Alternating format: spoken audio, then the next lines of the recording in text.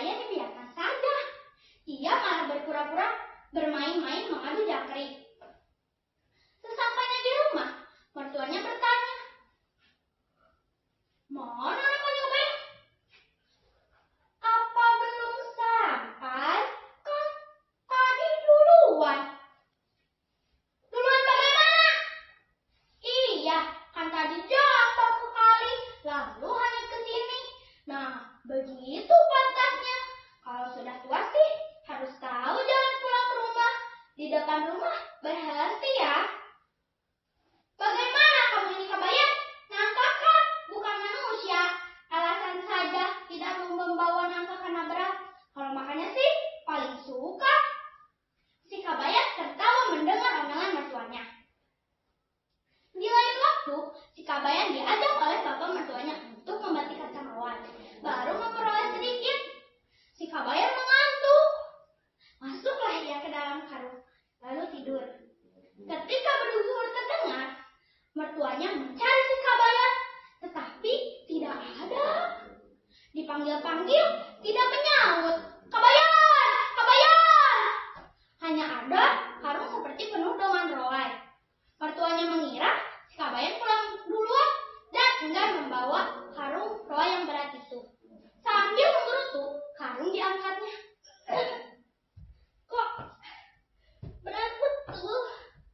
Diturunkan lagi dan dibuka.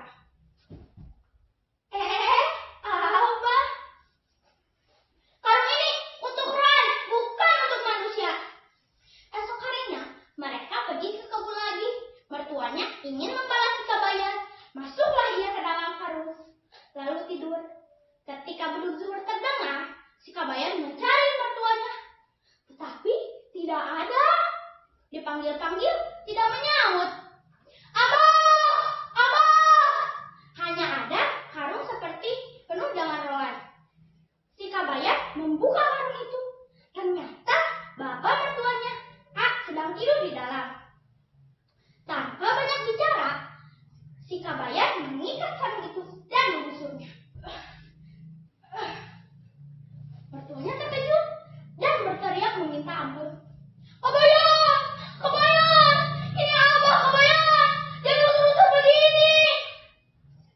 Tapi si Kabayan terus menggusurnya sampai di rumah. "Wah, mustahil karung berisi orang. Karung ini kan untuk roai." Sampainya di rumah, si Kabayan berbicara kepada ibu mertuanya. "Ambu, ini roai yang dipetik Abah. Aku akan pergi mengambil yang lainnya." Saat dibuka karung itu, ternyata sang suami ada di dalam. Sembab-sembab istrinya mengobati suaminya sambil menangis. Sejak itu, si Kabayan sangat dibenci oleh mertuanya. Ia pun tidak diajak berbicara. Ia tak berani makan kalau tidak diambilkan oleh istrinya. Si Kabayan mencari akal agar mertuanya balik lagi padanya. Si Kabayan bertanya kepada istrinya, "Itu, Abah itu siapa namanya?" "Ih, Pak Malik, tidak boleh tahu nama mertua." Si Kabayan tidak mau menyerah begitu saja. "Takkan Pak Malik, karena aku akan mendoakan Abah murah rezeki, panjang umur, dan jauh dari bahaya." "Baiklah kalau begitu. Sini dekat-dekat. Abah itu namanya Kinolena. Tapi jangan kau katakan kepada siapa-siapa, Pak Malik." Esok harinya, tanpa pakaian, si Kabayan membasahi seluruh badannya dengan air kenal yang telah dikentakan. Si Kabayan menempelkan sapu ke seluruh badannya, sehingga rupanya seperti domba putih. Cepat-cepatlah ia pergi ke lubuk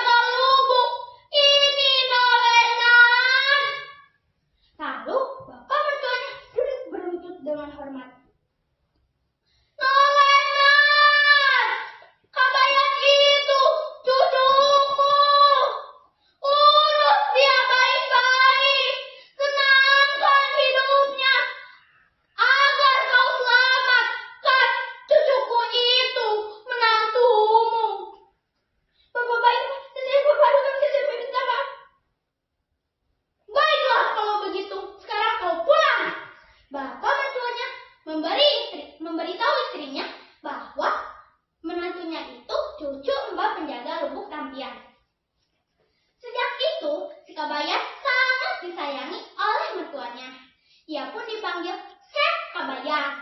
Ia dibuatkan rumah meskipun kecil, segala kebutuhannya dipenuhi. Mulai dari beras, lauk pauk, kayu bakar, dan pakaian.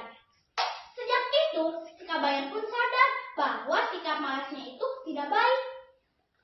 Si Kabayang pun bekerja walaupun sebagai buruh. Nah, demikian